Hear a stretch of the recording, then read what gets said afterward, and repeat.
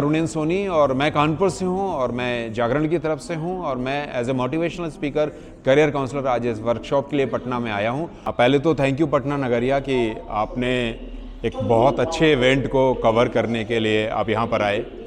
दूसरा मैं दो बातें करूंगा कि पहली चीज़ तो ये कि ये इवेंट क्यों, तो अमृता विद्यापीठम यूनिवर्सिटी और long with Dainik Jagran I next का एक ये CSR इनिशिएटिव कह सकते हैं, जहां पर हम स्टूडेंट्स के बीच एक अवेयरनेस लेकर के आ रहे हैं कि साइंस एंड टेक्नोलॉजी के क्षेत्र में अब कितनी अपार संभावनाएं हैं, क्योंकि बहुत कुछ बदल रहा है। आज भी मैं दिखा रहा था, बच्चों से डिस्कस भी कर रहा था कि जिसका इस बार सिविल सर्विसेज में फर्स्ट रैंक आया है शुभम कुमार का, वो बिहार से ही है। उसके पहले भी उसकी स्टडी IIT मुंबई से हुई है। तो क्यों आज की डेट में इंजीनियरिंग बहुत ज़्यादा ज़रूरी हो गई है, क्यों आज की डेट में बहुत ज़्यादा ज़रूरी हो गया साइंस एंड टेक्नोलॉजी की फील्ड को अंडरस्टैंड करना, क्योंकि शायद आने वाला कल टेक्नोलॉजी से ही बदल रहा है। तो आज के इस वर्कशॉप में बहुत स्टूडेंट ने पार्टिसिपेशन किया। मुझे लग रहा है कल से अभी तक तकरीबन 3000 स्टूडेंट डिफरेंट स्कूल्स के पार्टिसिपेट कर चुके हैं। उन स्टूडेंट से हमने बात की है कि ड्रोन इंडस्ट्री क्या है, इंफॉर्मेशन टेक्नोलॉजी क्या है, आर्टिफिशियल इंटेलिजेंस का रिवॉल्यूशन हो रहा है वो क्या है। इसके बाद में ऐसे बहुत सारे प्लेटफॉर्म्स हैं जो बच्चों के बीच में उनकी अवेयरनेस नहीं है, उनके बारे में बात की जा रही कि कैसे इन सारी फील्ड्स में वो अपना करियर बेहतर बना सकते हैं। और इसके साथ ही साथ एक और बहुत दूसरी चीज़ ये हो रही है कि हर एक को अपनी ज़िंदगी में एक ट्रिगर चाहिए, एक मोटिवेशन चाहिए। स्पेशली स्टूडेंट कैसे सस्टेनेबल मोटिवेशन के संग में अपनी स्टडीज़ को करें, तो how to study better, effective learning कैसे करेंगे, गोल कैसे सेट करेंगे, इन सारी चीज़ों का एक कंप्लीट जो डिज़ाइंड एक मॉड्यूल है उसको लेकर के स्टूडेंट्स के बीच में अमृता विद्यापीठम और दैनिक जागरण आई नेक्स्ट आया है, जो कि एक अवेयरनेस ड्राइव चला रहा है। दैट इज़ दी ओनली मोटो। जिसको ऑनेस्ट कन्फेशन करना चाहूँगा कि कल से आज तक मैं जितने स्टूडेंट से मिला, मुझे लग रहा है दे आर आउटस्टैंडिंग। मतलब ये स्टूडेंट्स मुझे बॉम्बे में, ये स्टूडेंट्स मुझे देहरादून में, ये स्टूडेंट्स मुझे गुड़गांव में, जिस लेवल पे स्टूडेंट मिलता है, पटना का स्टूडेंट उससे एक स्टेप आगे है, पीछे नहीं है। शानदार स्टूडेंट्स रहे, बहुत ही इंटरैक्टिव सेशंस रहे दोनों दिन के। Thank you very much. In India have entered into sustained poverty.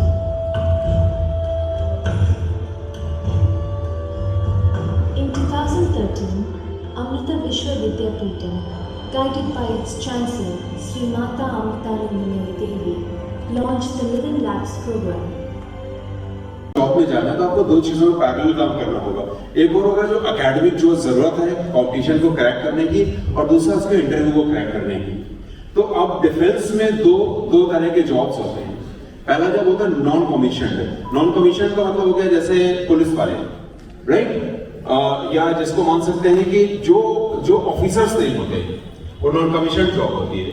तो नॉन कमीशन्ड में air force, technical, non technical, SSR, AA, ये सारे जॉब्स होते हैं। इसके लिए आपका एक चीज और ध्यान रखना है कि डिफेंस में एज का बहुत मैटर करता है, कि NDA का जो एज है वो 16.5 to 19.5 है। 19.5 के बाद में आप एज आपका खत्म। लेकिन मैं सर 3 मिनट लूंगा, लेट मी एक्सप्लेन। तो ये तो नॉन कमीशन हो गया, लेकिन अब नॉन कमीशन में भी इंटरव्यूज होते हैं, उसको अडेप्टेबिलिटी टेस्ट बोलते हैं। तो अब ये नहीं है कि आपने एयरफोर्स में रेटिंग निकाल दिया तो आपका हो गया, उसका you have to go for adaptability test. उसमें ग्रुप डिस्कशन होगा, इंटरव्यू, GD होगा, प्रॉपर आपका रनिंग होगा, फिजिकल होगा, प्लस ही होगा। तो फौज में जाने के लिए दो चीजें मजबूत करिए। पहले फिजिकल अपने को मजबूत कीजिए। जब आप जितने हायर जाओगे तो उतना ही फिजिकल कम हो जाता है, क्योंकि वहां फिजिकल मेंटल फिजिकल हो जाता है। आप NDA में जाओगे, आपसे रेस नहीं कराई जाएगी SSB में, लेकिन वहां पर आपको जो डिफरेंट एक्टिविटीज होती हैं वो करनी पड़ेगी जाकर के, और वो रॉक क्लाइंबिंग है, मंकी क्राउलिंग है, स्नेक रेसिंग, ये सब होता है। कुल मिलाकर के एक फिजिकल स्टैमिना स्ट्रॉन्ग करके रखिए पैरेलल, ताकि आप उसको क्रैक कर सकें, राइट। इसके बाद हम आ जाते हैं रिटन के लिए। तो रिटन में फिर एक बार, अगर आप UPSC की बात कर रहे हैं, NDA UPSC से होता है, CDS UPSC से होता है, IS UPSC से होता है। यानी कि जब UPSC की बात करिए, देखिए कितना क्लियर बात है। 15.5 साल, 16.5 से आप ज्वाइन करोगे, लेकिन 15.5 से आप फॉर्म भर सकते हैं 11th के बाद। 15.5 साल से लेकर 19.5 साल तक या 18.5 तक NDA। अगर आपका NDA में सिलेक्शन नहीं होता है, इसका शुरू हो जाता है 24.5 साल तक CDS, कंबाइंड डिफेंस सर्विसेज। यानी कि UPSC का थोड़ा सा टफ कॉम्पिटिशन है। और जब उसमें भी नहीं होता है तो आ जाता है सिविल सर्विसेज। यानी कि आप सोचो 15.5 साल से लेकर के नॉर्मली 30 to 33, रिजर्वेशन है तो 36, 37 की इयर्स तक, यानी कि 15 इयर्स है टू क्रैक यूपीएससी। आराम से कोई भी क्रैक कर सकता है। जो सिलेबस एनडीए का है वही सिलेबस आईएएस का है। अब और क्या चाहिए इससे ज्यादा? यानी कि आप एक कंसिस्टेंट प्रिपरेशन करके चले जाते हैं तो आप कोई ना कोई कॉम्पिटिशन निकाल ही देंगे। तो ये आपको ध्यान रखना है, 10th का कुछ भी नहीं छोड़ना है। एलिमेंट्री है, बेसिक है, हर कंपटीशन में आता है, बेसिक एप्टीट्यूड होता है, maths, English, physics, chemistry, history, geography, politics सब आता है। इन सब से अपने को मजबूत रखिए और फोकस होकर के कंपटीशन की तैयारी करिए। वैसे भी कहते हैं ना कि healthy mind lives in healthy body, तो आपको फिजिकली भी अपने को फिट रखना है, तभी आप मेंटली फिट होंगे।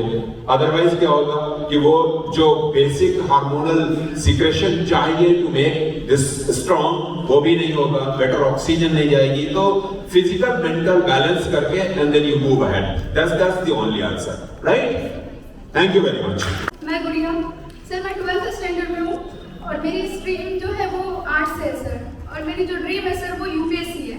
तो मैं ये पूछना चाहती हूँ कि जैसे कि सर ने बताया कि जो भी यूपीएससी में टॉपर थे वो सब साइंस से हैं, बैकग्राउंड उनका साइंस ही रहा है, बट सर मैंने तो आर्ट्स से किया है। तो क्या सर मैं आगे जो करना चाहती हूँ मुझे उसमें कुछ टिप्स चाहिए सर, और फिर आगे मेरी कॉलेज होगी सर तो वो भी मेरी बीए से ही होगी सर, तो उसके लिए कुछ टाइम मैनेजमेंट एंड टिप्स मुझे आगे और क्या करनी चाहिए, किस टाइप से करनी चाहिए sir? Hello sir, good afternoon. मेरा नाम नजरिनी है। तो मेरा क्वेश्चन ये है कि जैसे हम 11th में हैं, तो 11th के बाद मुझे सिविल सर्विस में इंटरेस्ट है, ठीक है? तो इसके बाद हम उसमें कैसे एंटर कर सकते हैं? ग्रेजुएशन तो सबसे पहले ज़रूरी है, लेकिन अभी से उस स्ट्रीम को लेकर कैसे एंटर कर सकते हैं? और साथ साथ अपने अपनी टाइमिंग को लेकर कैसे कर सकते हैं? टाइम मैनेजमेंट कैसे कर सकते हैं? But if you can spend some time, और इन सवालों के जो जवाब हैं अगर आप खुद किसी भी कॉपी नोटपैड में अपने हाथों से खुद अगर आप ढूंढ के इन्हें लिख सकते हैं, तो this will help you get clarity on where we can, what sort of a line I should approach. Yeah, some of these questions are number 1, the challenge.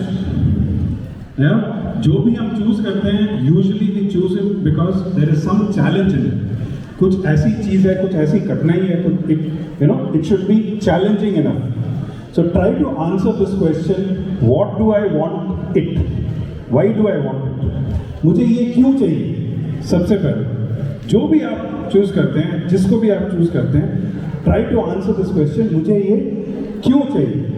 What this will do is this will help you define the desire or challenge that you want to face. It will help you define that desire. Yeah, उसको ये define करने में help करता है। Next question, what do you want? Now that you have understood the why, what do you want? उस why में आपको क्या चाहिए? This will help you give you a goal of what you want to achieve. Third question, action steps. The how part, yeah, and then fourth question, by when do I want it? The first 2 questions usually should be things that come from inside you. The third and fourth question are things which you can take support of from the external environment. Simple example, let us say, let's say I come from a village और मेरे गांव में जो है पानी की बड़ी परेशानी है। Yeah, it's a challenge. मेरे गांव में पानी की बड़ी समस्या है, बड़ी परेशानी है। So probably your first step is I want to address this challenge of water in my village. The goal. तो इस challenge को address करने के लिए मुझे क्या चाहिए?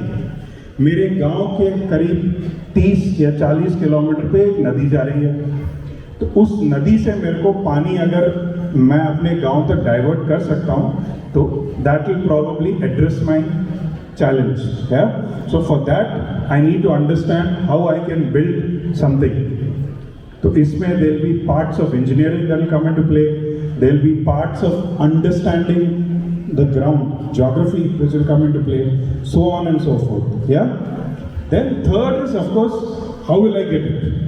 तो अगर मेरे को ये करना है, मेरे को I have to, if I have understood that okay it requires that I have to build a bridge, then I probably get into architecture, I'll get into designing, I'll probably study 1 year of building, construction, civil engineering and so on. By when do I want to get it? तो मेरे को पढ़ाई में मेरे करीब 4 साल लगेंगे. Once I get the degree, I'll need another 2 years to attach myself to a particular organization or gain the experience that I need, and then I can come back, see whom I can, collaborate with, get into a contract with to execute or to get my bridge built. तो उसमें और शायद 3 साल लगेंगे, तो total करीब 9-10 साल का मेरा ये प्लान बनेगा. This is not an exact copy to copy example. ये मैंने बस आपको एक ऐसे ही थोड़ा समझाने के लिए बताया है. Each of us will have our own set of goals, our own whys. तो end of the day, you need to start from here. क्या इस सेमिनार में आके तुमको क्या सीखने को मिला? ये सेमिनार काफ़ी अच्छा था, काफ़ी इन्फॉर्मेटिव था और काफ़ी कुछ सीखने को मिला, मतलब करियर अपॉर्चुनिटीज़ के बारे में. और मैं अभी 12th कर रही हूँ, मतलब अभी एग्ज़ाम्स होने हैं मेरे अभी, तो काफ़ी अच्छा मिला है. मतलब यहाँ जाने का सोच सकती हूँ मैं. सब ठीक था. क्या सीखने को मिला? सीखने को मिला है कि करियर कैसे चूज़ करें जिसमें आपका इंटरेस्ट है वो, और यही सब. क्या नाम है? दामिनी चौरसिया, कहाँ से आई है? वेस्ट बंगाल.